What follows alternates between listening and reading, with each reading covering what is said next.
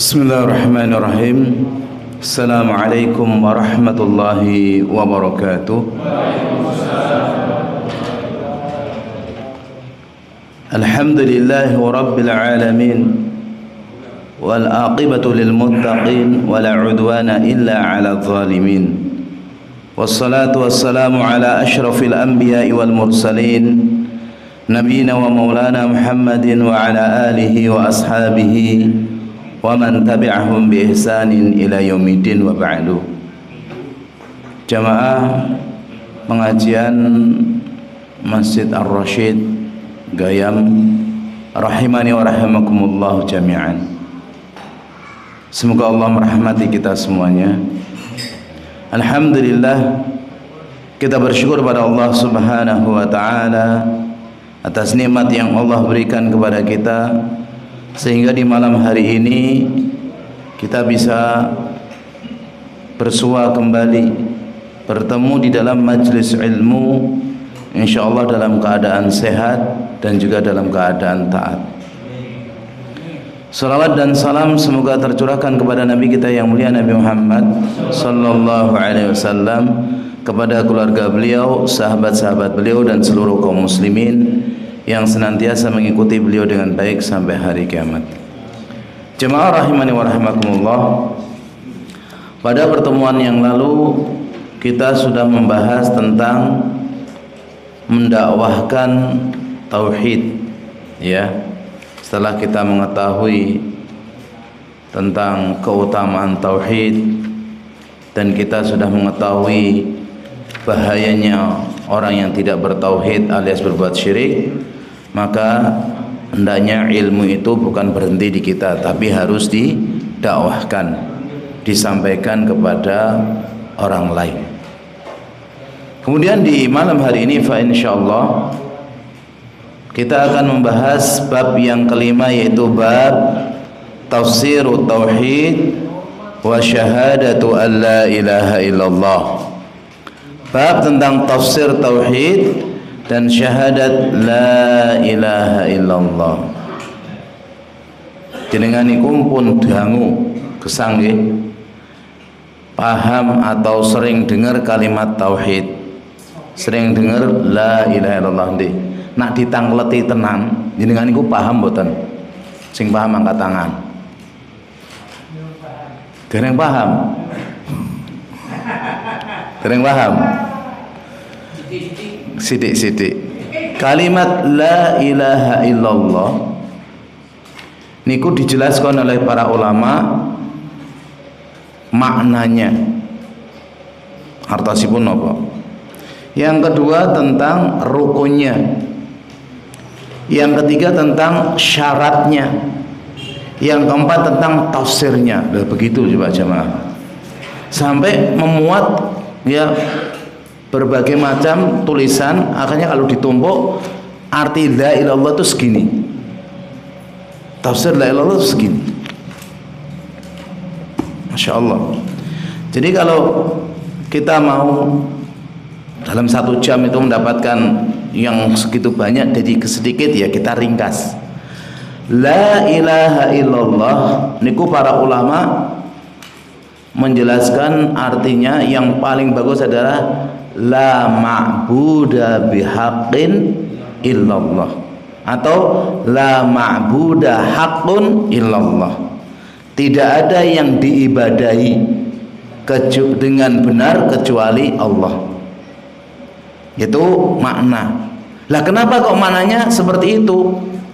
Karena di sini menggunakan la nafiyalil jinsi.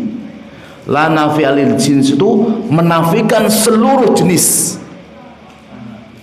Ya, la ilaha maksudnya tidak ada ilah. Apakah itu malaikat, jin, pohon, batu, manusia atau makhluk apapun, tidak ada ilah. Kemudian ilah kecuali Allah. Kenapa kok Allahu? Kok enggak lahum gitu loh? la ilaha illahun gitu. Padahal namanya la nafil jins itu tidak boleh isim sama khobarnya itu ma'rifat, tapi harus nakirotain, dua-duanya nakirah. Ini penting. Nah, di situ Allah itu bukan sebagai khobarnya dari la ilaha, tapi sebagai badal dari kata-kata hakun. Nah, kalau orang ini salah dalam memahami la ilaha, maknanya saja. Ada yang mengatakan tidak ada yang wujud kecuali Allah, berarti dia punya keyakinan seperti orang sufi, babi Allah, anjing Allah, manusia Allah, semua itu bentuk Allah. Ini bahaya. Bahaya kan? Bahaya. Salah memahami, mengartikan la ilaha illallah maksudnya tidak ada satupun yang sama dengan Allah. Jadi misalnya seperti orang-orang Mu'tazilah menafikan tauhid, menurut dia Allah itu tidak sama dengan manusia. Ya tidak mendengar, tidak melihat, tidak itu. Berarti nggak ada sama sekali. Ini juga bahaya. Ada juga yang mengartikan la ilaha illallah itu hanya masalah rububiyah saja. Jadi tidak ada yang menciptakan kecuali Allah, tidak ada yang memberi rezeki kecuali Allah, tidak ada yang memelihara kecuali Allah. Ini tauhidnya ahlul kalam. Nah, sedangkan tauhid yang benar la ilaha haqqun atau la ilaha bihaqqin. Kenapa? Karena Allah sendiri mengatakan wa annallaha wal haqq wa annama yad'una min dunihi wal batil. Karena Allah itu yang benar dan yang disembah selain Allah itu yang batil. Itu maknanya secara global. Karena disebutkan oleh para ulama di antara Ibnu Jarir, Al-Biqai, Ibnu Hajar, banyak sekali penjelasan itu. Yang kedua rukunnya. Rukunnya la ilaha illallah ada dua. Yang pertama isbat, yang kedua nafi. Isbat itu ya menetapkan hanya Allah sebagai ilah dan menafikan semua selain Allah. Maka tidak boleh meminta kepada selain Allah, berlindung kepada selain Allah, berharap kepada selain Allah, bertawakal kepada selain Allah, mencintai berlebihan kepada selain Allah, mengagungkan kepada selain Allah itu melebihi daripada Allah. Itu tidak boleh. Itu rukunnya. Jadi kalau ada orang menafikan semuanya tanpa menetapkan, itu bukan menyembah Allah. Atau menetapkan semua ilah dan menetapkan Allah, itu juga tidak memuji Allah. Harus menafikan seluruhnya selain Allah dan menetapkan hanya Allah itu yang disembah, yang dipuja, yang disanjung, yang diminta, yang diharap, yang ditawakali, yang diagungkan dan yang selainnya. Itu secara global tentang rukun la ilallah. Kemudian syarat la ilallah ya disebutkan oleh para ulama ada 7. Dulu Wahab ibnu Munabbih, salah seorang gurunya Al-Imam Bukhari. Imam Bukhari itu punya guru ulama-ulama besar, di antaranya Wahab ibnu Munabbih. Ada orang tanya, ya Syekh, alaysa la ilaha illallah miftahul jannah? Bukankah kalau orang sudah mengatakan la ilaha illallah itu sudah memegang kunci surga? Maka beliau mengatakan, bala, iya. Walakin ma min miftahin illa lahu asnan. Tapi tidak ada kunci kecuali ada gerigi-geriginya.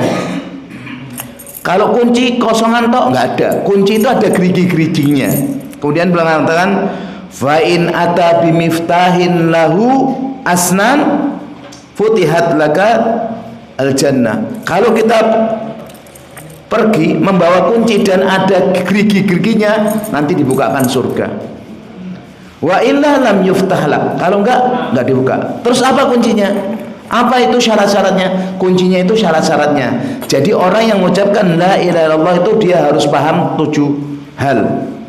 Yang pertama al-ilmu, yang kedua al-yaqin, yang ketiga al-qabul, yang keempat al-inqiyad, yang kelima al-ikhlas, yang keenam as-sidq, yang ketujuh al-mahabbah. Saya ulangi kalau yang mau nyatet. Apa orang mengucapkan la ilaha illallah, dia harus al-ilmu, mengilmui dulu. Dan ini kalau kita jabarkan panjang sekali dalil-dalilnya. Sebagaimana Allah mengatakan fa'lam annahu la ilaha illallah. Kenapa harus ilmu? Karena banyak orang la ilaha illallah, la ilaha illallah, kemudian datang Mbah Dukun, saniki nomere apa? Batal enggak la ilallahnya? Batal. Baru la ilaha illallah, ngecek kodam, aku ana jine apa ora? Batal. Karena harus ilmu. Yang kedua harus yakin. Karena innamal mu'minun alladzina amanu billah summa lam yartabun. Orang-orang beriman itu beriman yakin kepada Allah, enggak ada ragu. Orang-orang munafik ragu. Dan juga harus qabul. Kalau sudah mengucapkan la ilaha illallah harus menerima tentang konsekuensi, menerima tentang perintah, menerima itu larangan. Tidak boleh pilih-pilih. Oh, ini sesuai hawa nafsuku, berarti la ilaha illallahnya belum benar. Yang keempat harus inqiyad, tunduk dan patuh. Kalau tahu itu larangan, tinggalkan. Kalau tahu itu perintah, kerjakan meskipun nggak sesuai hawa nafsu. Yang kelima harus ikhlas. Orang kalau sudah mengucapkan la ilaha illallah harus ikhlas.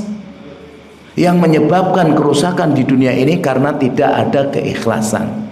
Andaikan setiap kita ikhlas, ibadah kita nggak cari muka, nggak cari bingung menunjukkan status diri. Ya. Kemudian yang keenam harus jujur. Orang mengucapkan la ilaha illallah banyak yang nggak jujur, masih bohong, masih sembunyi-sembunyi, masih dia kadzib. Dan yang ketujuh harus cinta, senang dengan kalimat itu, senang dengan orang yang mengamalkan itu, senang dengan orang ahlu tauhid. Maka dikumpulkan oleh Syekh Hafidz Al-Hakami dalam kitabnya Sulamul Usul, al-ilmu wal yaqinu wal qabulu wal inqiyadu fadri ma aqul. Ilmu, yakin, menerima, tunduk, maka pahami apa yang aku ucapkan. Wasidqu wal ikhlasu wal mahabbah, jujur, ikhlas dan cinta. Waffaqakallahu lima ahabba, semoga Allah memberikan taufik kepadamu apa yang kamu senangi. Itu syaratnya. Nah, sekarang di bab ini kita akan menjelaskan tentang tafsir tauhid, ya, wa syahadat alla ilaha illallah. Jelas secara garis besarnya? Enggak sampai setengah jam kan? Sak tebel segitu. Tapi kalau dijabarkan pakai ilmu nahwunya, masya Allah, dan khilaf ulama, ya, ternyata ajib, ya, ternyata ajib sekali. Jemaah rahimani wa rahimakumullah. Jadi penulis setelah membawakan tentang keutamaan tauhid, bahayanya berbuat syirik, meskipun itu syirik kecil, dan bagaimana kita harus mendakwahkan ilmu ini kepada keluarga kita, ya, orang-orang yang kita cintai, kerabat kita dan yang lain, maka kita harus memahami tentang tafsir la ilaha illallah.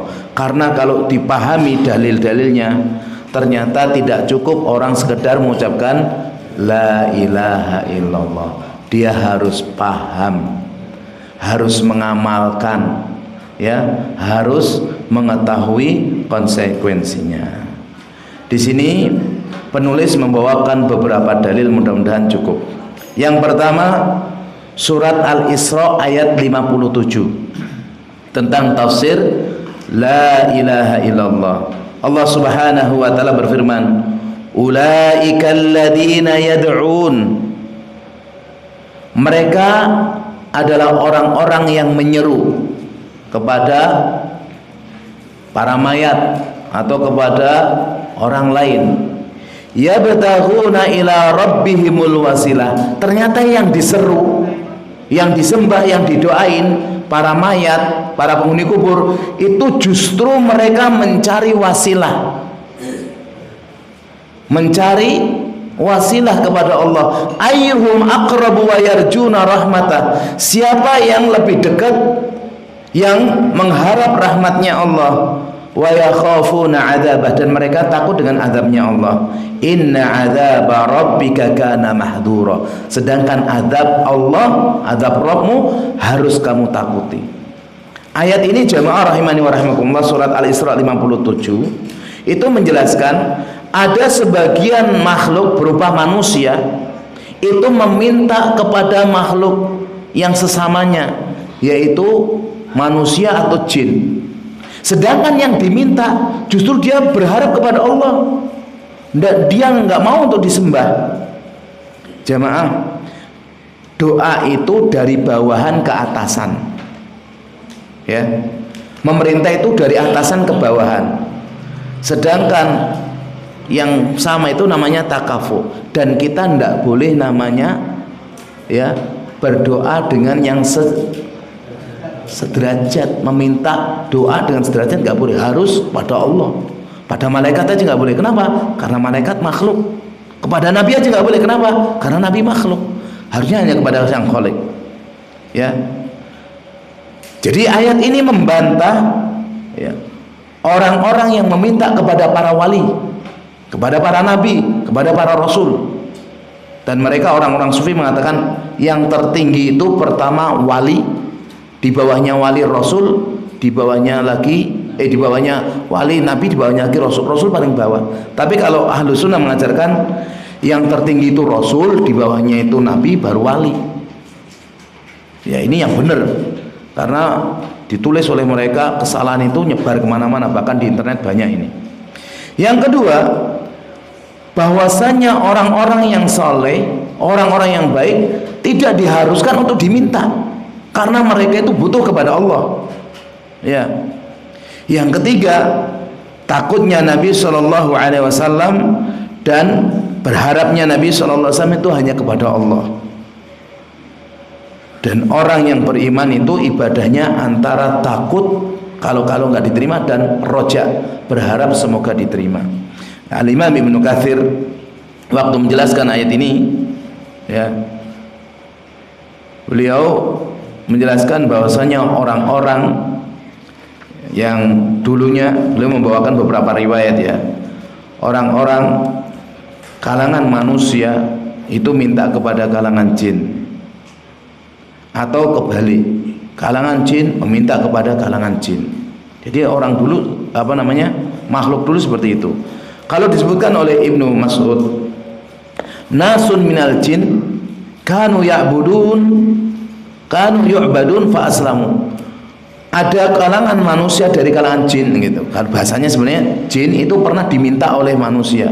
Tapi justru yang diminta tadi dia berserah diri hanya kepada Allah, dan di akhirat nanti mengingkari peribadatan, permintaan orang-orang yang menyembah kepada jin.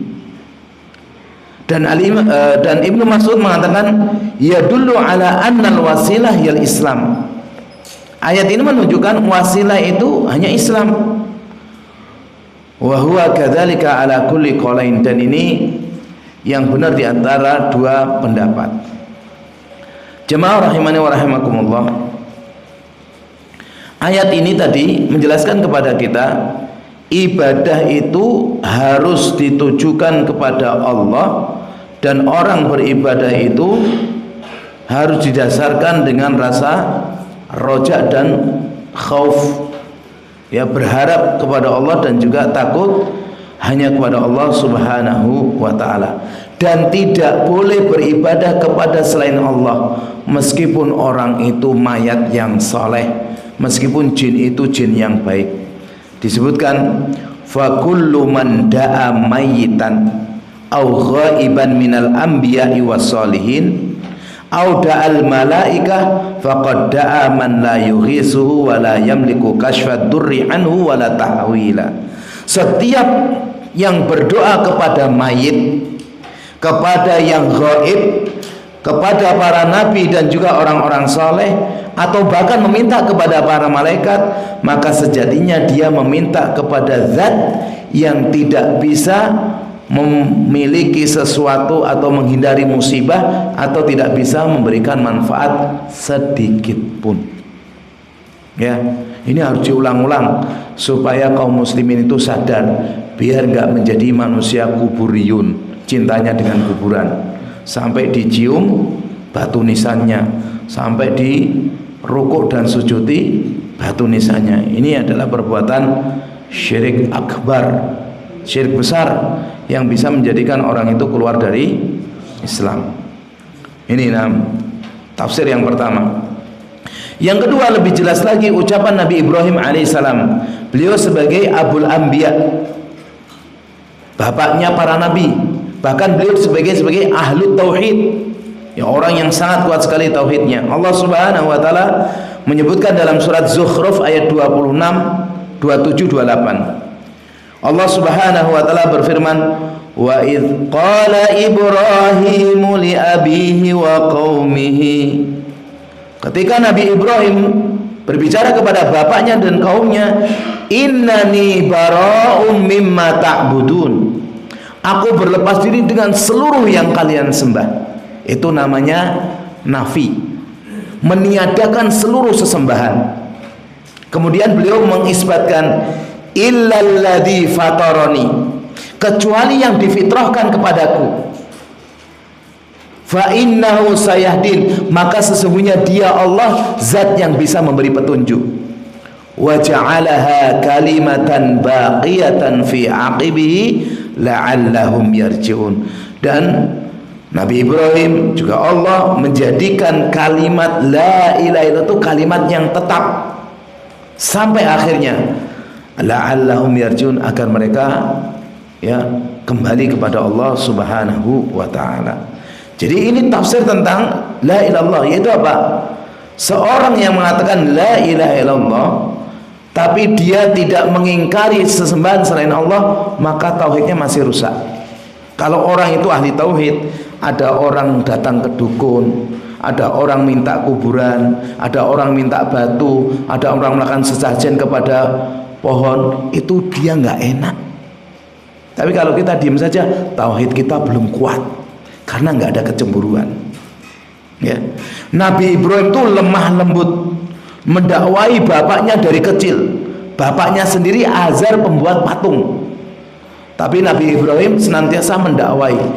Dan ini harus terus dilakukan, karena dakwah kepada tauhid itu adalah tugasnya para nabi dan rasul dan semua yang mengikuti nabi dan rasul. Ya, dakwah kepada tauhid, menjelaskan tauhid ini terus menerus. Nabi Ibrahim itu takut kalau beliau anak cucunya terkena syirik, makanya beliau mendakwakan ini. Ayat ini menjelaskan jemaah, semua para nabi dan rasul dakwahnya satu, apa? Tauhid. Pinten jumlah nabi? Wah, 25 lagi. Pinten? Nabi. Hah? Nah, 124.000. Rasul 315. Yang kita wajib mengimani hanya 25. Lu masuk Rasul lebih dari 25. Lah Nabi Khidir niku nabi mboten? Nabi Daniel nabi mboten? Yusha nabi mboten? Oh banyak. Ya. Jenengan kalau ingin tahu baca Qasasul Anbiya, kisah-kisahnya para nabi dan rasul. Ibnu Katsir punya, ya. Sekarang banyak ulama menulis itu. Itu semua jamaah Allah katakan walaqad ba'atsna fi kulli ummatin rasula. Sungguh kami utus semua umat seorang rasul. Satu umat rasul, satu umat rasul. Apa dakwahnya? Ani abudullaha wajtanibut. Dakwahnya itu satu, yaitu apa? Agar beribadah kepada Allah dan mengingkari tauhid. Meskipun waktu itu rajanya kejam, tapi para nabi dan rasul tidak mengajak ayo demo, nggak ada satupun. Paham? Meskipun musuhnya ini adalah tukang sihir, nabi dan rasul nggak ngajari tentang sihir, tapi tentang dakwanya la ilaha illallah. Meskipun musuhnya ini para penyair, nabi dan rasul mengajarkan la ilaha illallah. Semua ajarannya sama, syariatnya yang beda-beda. Ya. Ayat ini tadi menjelaskan kepada kita idharul haq min da'watir rasul. Dakwahnya para rasul itu menyampaikan kebenaran, tidak ditutup-tutupi.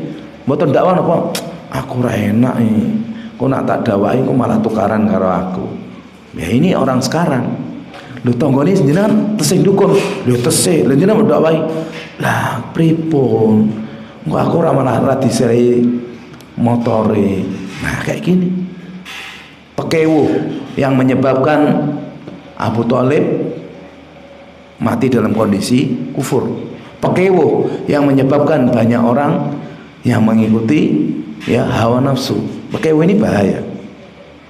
Yang ketiga, bara'atu minasyirki wa ahli. Nah, ini termasuk tafsir tauhid itu berlepas diri dari kesyirikan dan ahlu syirik. Kita kenalan boleh, kita muamalah boleh, tapi masalah prinsip tidak boleh dijadikan satu. Tidak boleh namanya kita ini tidak apa-apa, ini begitu, tidak boleh. Ya. Al-Imam Ibnu Katsir waktu menjelaskan ayat ini beliau mengatakan, yaqulu ta'ala mukhbiran an 'abdihi wa rasulihi wa khalilihi imamil hunafa. Allah mengabarkan kepada hambanya dan rasulnya, kekasihnya dan imamnya orang-orang yang beragamanya lurus, yaitu Nabi Ibrahim alaihissalam, wa waliduhu, dan bapaknya, man bu'isa ba'dahu minal anbiya, dan orang yang diutus setelahnya dari kalangan para nabi, alladzi tantasibu ilaihi Quraisy fi nasabiya wa madhabiya innahu tabarra'a min abihi wa qaumihi min ibadatihil awsan. Yaitu beliau ya berlepas diri dari bapaknya dan juga kaumnya yang beribadah kepada berhala.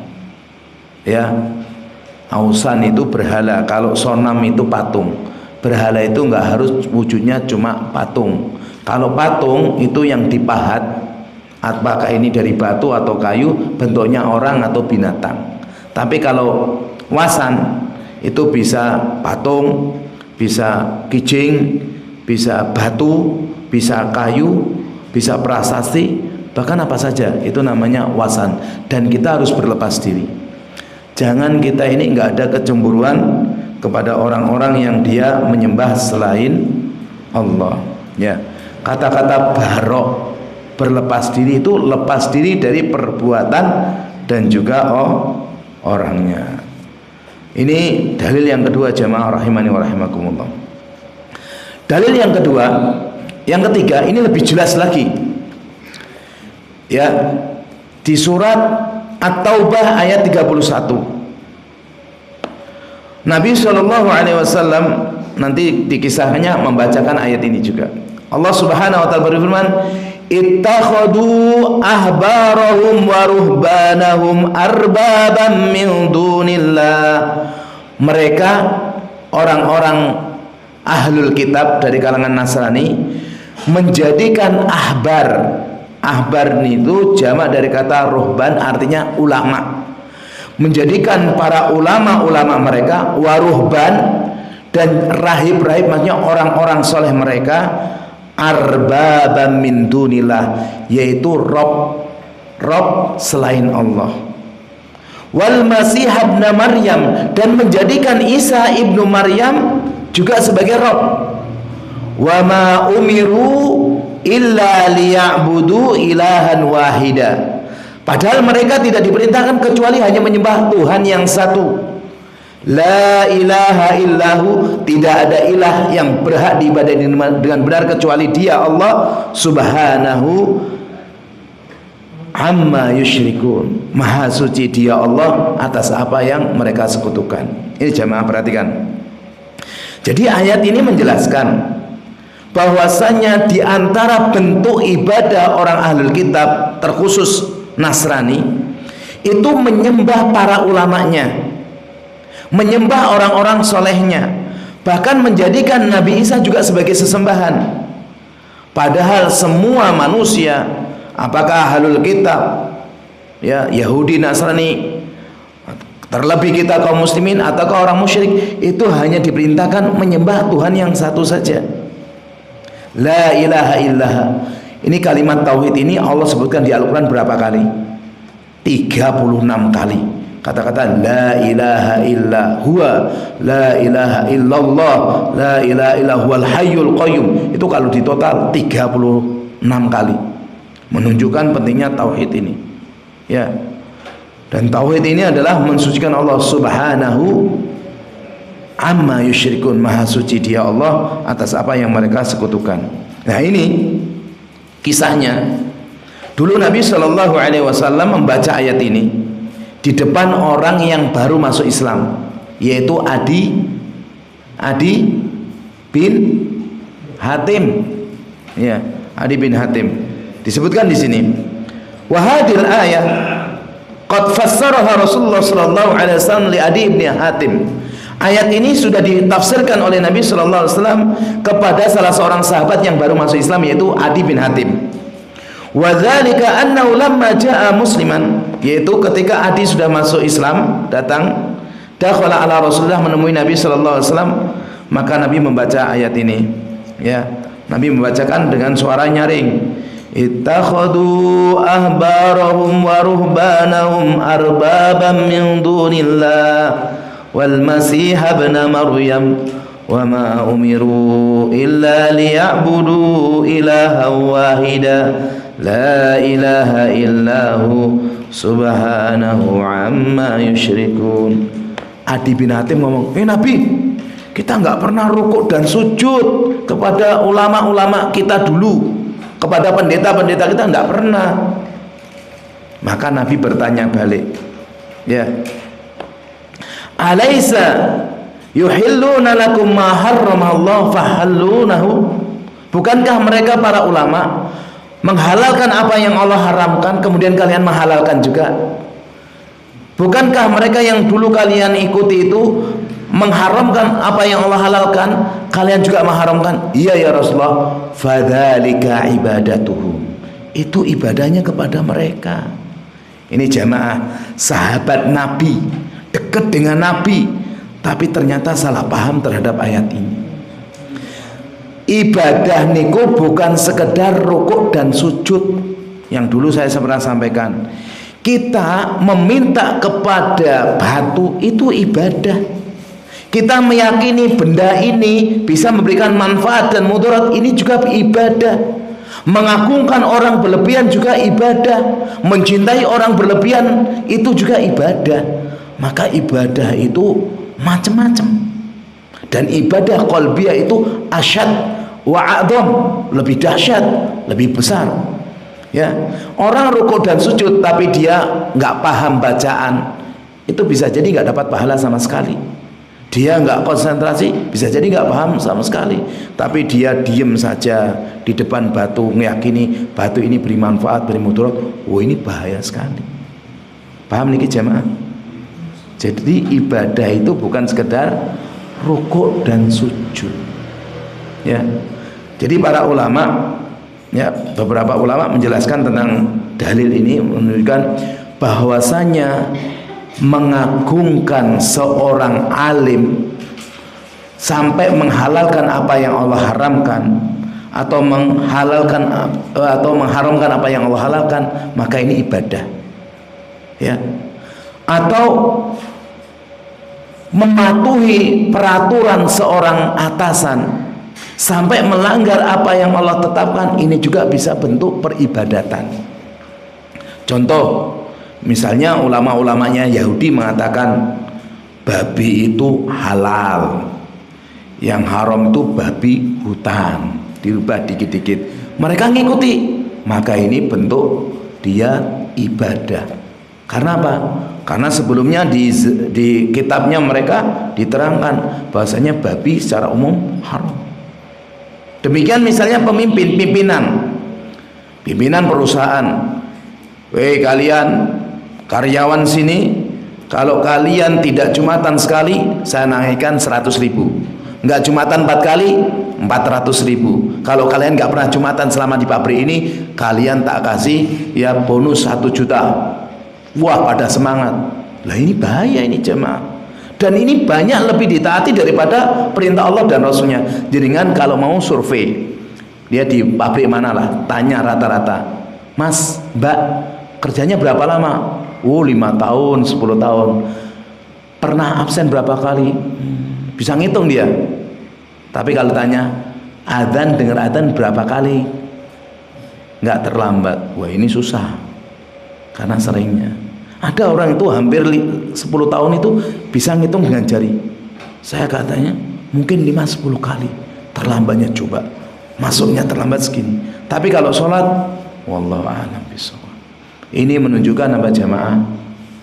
Kecintaan, kepatuhan kepada selain Allah begitu kuat, dan ini bahaya ya.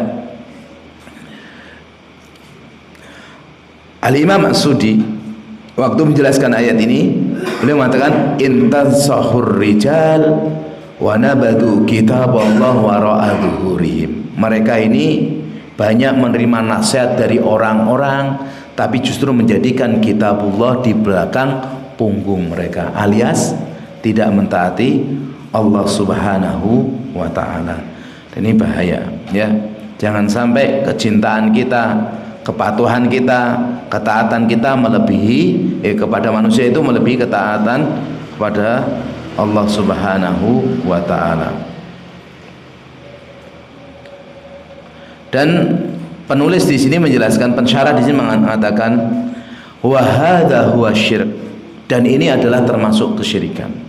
Fa kullu ma'budi rabbin wa kullu muta'in muttaba ala ghairi ma syara'a Allah taala wa rasuluh faqad ittakhadatul muti' muttaba rabban wa ma'budan. Setiap yang diibadahi itu Rabb, setiap yang ditaati, setiap yang diikuti selain yang disyariatkan oleh Allah dan Rasulnya, sebenarnya dia telah menjadikan ketaatan, mengikutiannya itu menjadikan selain Allah sebagai Rabb yang disembah. Dan ini bahaya. Dan bisa jadi kita juga menyembah nafsu kita, bisa juga kita menyembah harta kita. Maka Nabi pernah mengatakan ta'isa abdu dinar, ta'isa abdu dirham, ta'isa abdul khamisah, ta'isa abdul khamilah. Kenapa? Karena ada orang itu kalau dengan hartanya itu cintanya luar biasa ya. Wa tuhibbunal mala hubban jamma, saking cintanya, wah aku nggak sholat sih, napa iki kok nak hilang piye, wah saking cintanya dengan mobilnya dipegang terus. Wah ini bahaya, namanya hamba dinar, hamba dirham, hamba khamisah. Enten mboten orang karena harta benda nggak sholat? Kata ada seorang teman dulunya, masya Allah, waktu gaji sedikit itu rajin ibadah, bahkan sop pertama. Tak kalah pulang diuji, dibukakan pintu rezeki, mulai mundur. Waktu dapat sebulannya itu di atas 30 juta, mulai jarang sholat. Pas 5 juta, 10 juta, gak sholat sama sekali. Saya kaget. Saya dapat ilmunya tak terpul, karena pernah tidur di rumah saya. Sampean gimana? Gini-gini keluar gitu kan. Saya gitu, itu masalah duniawi bahaya. Akhirnya dia keluar, mau belajar lagi, sekarang mendapatkan kenikmatan banyak. Ya jamaah, fitnah dunia itu ngeri. Fitnah dunia ngeri sekali, dan jarang yang lolos gitu. Nggak punya istri masih semangat, atau punya istri belum punya anak semangat, anaknya mulai banyak kadang malah lali. Ya semua itu kita harus jaga diri terus ya, karena ini harus diulang-ulang terus. Nah, kemudian ayat yang terakhir yang dibawakan oleh muallif adalah surat Al-Baqarah ayat 165. Allah Subhanahu wa taala mengatakan wa minan nasi may yattakhidhu min dunillahi andada yuhibbunahum kahubbillah. Sebagian manusia ada yang menjadikan selain Allah itu sebagai sekutu-sekutu Allah, yaitu mereka mencintai sekutu-sekutu Allah seperti kecintaan mereka kepada Allah. Paham niki? Kalau ada orang cinta harta, kalau ada orang cinta patung, kalau ada orang cinta mayit, itu sama cintanya dengan Allah, dia berbuat syirik. Tapi kalau dia cintanya hanya kepada Allah, kecintaan yang lain itu dibawanya jauh, maka dia tauhid. Kalau dia cintanya dengan makhluk tadi berlebihan tapi nggak cinta Allah, ini bahaya sekali. Paham niki? Musyrik niku jamaah bukan orang beribadah kepada patung tok, ndak. Musyrik itu ya adalah menyekutukan. Ia beribadah kepada Allah, dia juga beribadah kepada patung. Dia meminta kepada Allah, dia juga meminta kepada mayit. Ini yang dikatakan musyrik. Jadi kalau ada orang dia sholat 5 waktu, tapi masih berharap dengan penghuni kubur. Ada orang dia melaksanakan ya sholatnya itu berjamaah terus, tapi masih percaya dengan keris ini dan itu namanya perbuatan syirik. Dan ini masuk syirik besar. Dan ini bahaya. Jelas sedikit jamaah. Yang terakhir dalil hadis. Kalau tadi kan ayatnya sudah terakhir, yang terakhir ini dalil yang dibawakan adalah dalil hadis. Dalam sahih, yaitu sahih Muslim, bahasanya Nabi SAW bersabda, "Man qala la ilaha illallah wa kafara bima yu'badu min dunillah haruma maluhu wa damuhu wa hisabuhu 'ala Allahi ta'ala atau 'ala Allahi azza wa jalla." Barang siapa yang mengucapkan la ilaha illallah dan dia mengkufuri semua sesembahan selain Allah, maka hartanya diharamkan, darahnya diharamkan, dan hisabnya dia nanti tergantung Allah. Jadi di sini ditekankan oleh Nabi bukan sekedar mengucapkan la ilaha illallah, tapi harus mengkufuri semua sesembahan selain Allah. Kalau dia mengucapkan la ilaha illallah tapi tidak mengkufuri sesembahan selain Allah, maka la ilaha illallah itu masih naqs, masih kurang, tauhidnya masih belum kokoh. Ya. Jadi ini diulang-ulang jamaah. Jadi kalau belajar tauhid itu menguatkan keyakinan kita, kepasrahan kita, ketundukan kita kepada Allah Subhanahu wa taala. Jadi Nabi SAW nih allaqa ismatul mal wa dam fi hadal hadis bi amrain. Nabi itu mengaitkan dijaganya seorang muslim hartanya, darahnya itu dengan dua hal. Yang pertama mengucapkan la ilaha illallah, dasarnya ilmu dan yakin. Yang kedua harus mengkufuri sesembahan selain Allah. Jenengan coba sekali-kali datang ke daerah yang kuburannya itu berjubel yang datang. Mereka nanti la ilaha illallah, habis itu rukuk sujud di kuburan. Faedah mboten? Ayat, jangan nyebutkan tempat. Maksudnya kalau tanglet niki manfaat mboten la ilallahnya? Gak manfaat. Kula niku nate teng salah satu kuburan. Pas kula niku tesih mondok riyen. Saya jalan-jalan diajak teman, lihat kuburan-kuburan niku dirukuk disujuti, padahal niku hukumnya haram. Kita boleh sholat di kuburan cuma dua, yaitu sholat jenazah. Yang pertama ada jenazahnya kita sholat, yang kedua waktu jenazahnya dikubur, namanya sholat jenazah ghaib. Itu boleh. Kenapa? Nggak ada rukuk, nggak ada sujud. Kalau rukuk sujud nggak boleh. Lah waktu rukuk sujud saya kaget, terus saat baca tukang sapunya sunat, tukang sapu dirukuk dan sujudi. Dan itu banyak ternyata yang melakukan. Subhanallah. Dan mereka itu punya namanya bisnis, bikin kuburan. Karena apa? Ya, perharinya bisa dapat jutaan. Setelah dibongkar ternyata isinya kosong, lompong. Mereka ini bukan beda pendapat dengan ulama yang lain, tapi beda pendapatan. Lah karena mereka mau mengikuti tauhid, mereka akhirnya nggak dapat duit. Bahkan sebagian mereka mengatakan, ya kita ini kalau ngomong gitu nanti saya dapatnya apa? Ini jamaah hati-hati, nggih. Ini merusak tauhid, ya. Yang harusnya kita hanya beribadah kepada Allah, akhirnya mengagungkan benda-benda mati yang tidak bisa memberi manfaat, tidak bisa memberi mudarat. Fa insyaallah di pertemuan-pertemuan berikutnya lebih detail lagi tentang penjelasan tentang tafsir dari la ilaha illallah. Cekapi jamaah dan pertanyaan? Pertanyaan. Monggo. Kalau melayat kepada orang non muslim yang meninggal itu gimana secara syariat? Sebenarnya kita ngomong syar'i ya, bukan ngomong perasaan, karena banyak orang itu, orang Jawa khususnya itu nggak enakan. Takziah kepada orang kafir itu tidak disyariatkan, ya.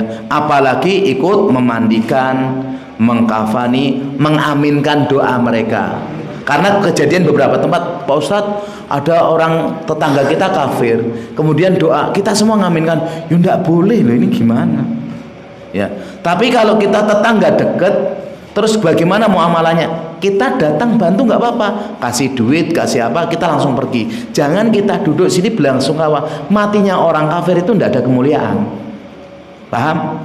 Ali bin Abi Thalib itu waktu bapaknya meninggal yaitu Abu Thalib, izin kepada Nabi, ya Rasul, anak sebagai anak gini-gini. Ya sudah, seperlunya saja. Asalnya nggak boleh.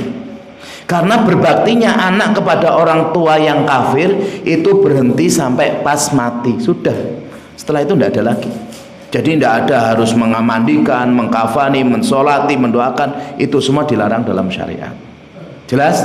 Nah nanti kalau tetangga jenengan meninggal, ini kalau jenengan mau pegang prinsip ya nggak boleh datang. Kalaupun datang ngasih sesuatu pergi. Wes. Itu toh. Nah masalahnya sebagian di sini Sukoharjo mengaminkan loh, amin, amin itu amin apa? Gitu apa betul? Iya. Jelas? Gitu? Tidak boleh. Iya. Sampean datang ngasih apa? Kalau biasanya orang ngasih 100, jenengan ngasih 500, insya Allah nggak dimarahi. Jenengan mau tanggal? Nggih. Mengenai sholat, Pak. Nggih. Sholat itu merupakan cahaya yang sangat sempurna dan sangat terang di dalam kubur dan di akhirat nanti.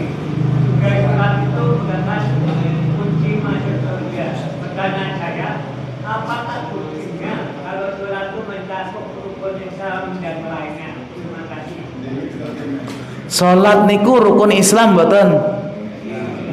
Rukun Islam? Nggih. Nah, rukun Islam niku amalan-amalan dohir. Rukun iman niku amalan-amalan batin. Nah, sholat niku ditangleti rukun Islam apa iman mau? Islam. Nah, sholat niku rukun Islam karena Nabi waktu ditanglet, waktu ditanya oleh malaikat Jibril, "Mau apa itu Islam?" Maka Nabi mengatakan, "Al-Islam anta syahadu an la ilaha illallah wa anna muhammadar rasulullah wa tuqimus sholat." Jadi Islam itu pertama syahadat, kedua sholat, dan sholat itu harus ditegakkan. Tidak boleh sholat itu hanya dikerjakan, tapi harus tegak. Ya, sebagaimana Allah katakan, wa tuqimus sholat wa tu'tiyaz zakah. Tegakkan sholat, tunaikan zakat. Tegakkan apa? Ya sholatnya tepat waktu, ya jamaah bagi laki-laki, berusaha paham isinya, berusaha tidak terlambat, dan berusaha khusyuk. Karena ada orang 60 tahun sholat nggak diterima karena apa? Bisa jadi rukuk sujudnya nggak benar, bisa jadi nggak ikhlas, bisa jadi gerakan nggak benar. Tentang sholat tadi cahaya, as-sholatu nurun. Sholat itu cahaya. Dan kalau orang itu sholatnya bagus, ya ikhlas dan sesuai contoh Rasul, nanti di akhirat itu yang pertama kali dihisab. Awwalu ma yuhasabu bihil abdu yaumal qiyamah as-sholat. Pertama kali yang akan dihisab itu sholat. Idza saluhat salwa sairu amali. Kalau sholatnya bagus semua dianggap bagus. Tapi kalau jelek semuanya jelek.